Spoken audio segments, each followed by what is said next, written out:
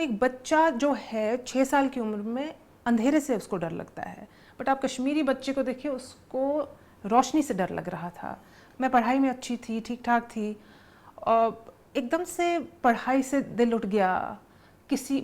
हर बार खौफ रहता था कि कुछ होने वाला है, एक अनसर्टेनिटी रहती थी।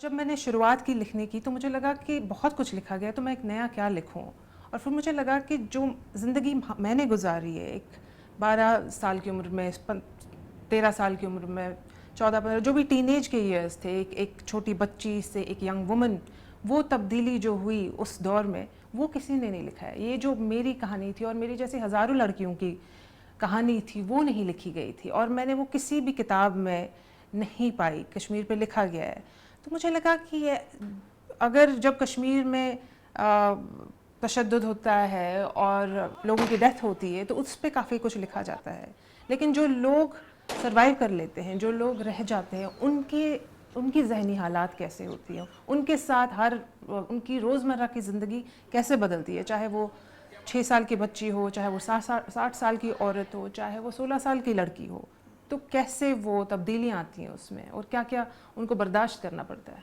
बहुत से मतालों में बहुत से ऐसी किताबें भी आई और ऐसे मज़ामीन भी आए जिसमें ये कहा गया कि कश्मीर के जो हालात हैं उसकी सबसे ज़्यादा कीमत औरतों ने अदा की है। तो ये बताइए कि जो लड़कियां हैं, जो बच्चियां हैं, जो औरतें हैं, इस क्लैश में वो हैं कहाँ?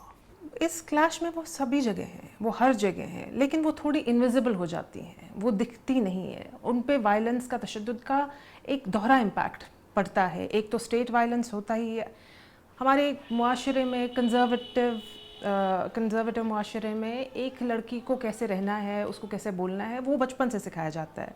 उस पर जब आप मिलिट्राइजेशन का लेंस लगाते हैं, तो वो एक अलग ही तरीके का ऑपरेशन होता है, जब्र होता है, और उसमें एक लड़की या लड़कियां कैसे सर्वाइव करती हैं।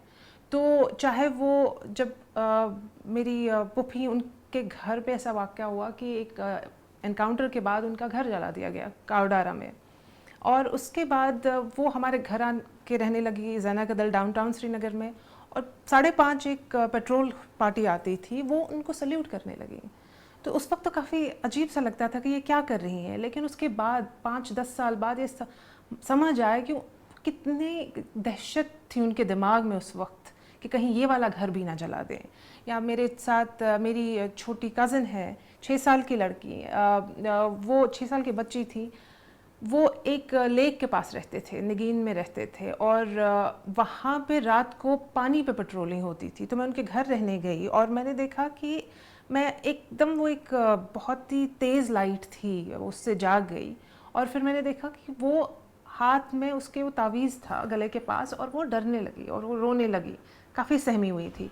तो एक बच्चा जो है 6 साल की उम्र में अंधेरे से उसको डर लगता है, बट आप कश्मीरी बच्चे को देखिए, उसको रोशनी से डर लग रहा था। तो चाहे वो 60 साल की मेरी पुप्पी थी या 6 साल की मेरी कज़न, या जब मैं 15-16 साल की थी, मुझ पे, मेरी दोस्तों सहेलियों पे कितनी तब्दीलियाँ आई। जैसे कि मैं पढ़ाई में अच्छी थी, ठीक ठाक थी, और एकदम से पढ़ाई से दिल उठ गया। हर बार खौफ रहता था कि कुछ होने वाला है, एक अनसर्टेनिटी रहती थी। एक तरफ तो काफ़ी कश्मीर की सूरत हाल ख़राब रही है, स्टेट एक तरफ है, आर्मी है, मिलिटेंसी है, दूसरी तरफ समाज की भी पाबंदियां हैं, और इन हालात में औरत जो है वो यकीनी तौर पर जो है, और यंग लड़कियां, औरतें, वो रिसीविंग एंड पे रही हैं। तो इन हालात का वो सामना कैसे करती हैं?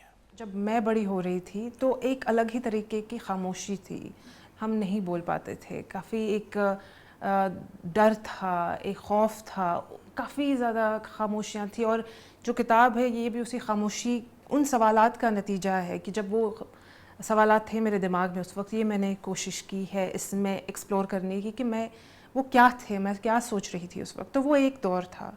उसके बाद آپ دیکھیں کہ کوئی بھی جو بھی معاشرہ ہے وہ ایوالو ہوتا ہے, وہ بدلتا ہے, اور لیکن اب ہم دیکھتے ہیں اور ایک طریقے کا وہ لگتا ہے کہ لڑکیاں اپنی بات بھی بولنا چاہ رہی ہیں, آنا چاہ رہی ہیں, جینا چاہ رہی ہیں, جیسے کہ ایک سوسائٹی میں رہنا چاہیے آدمی اور عورت کو.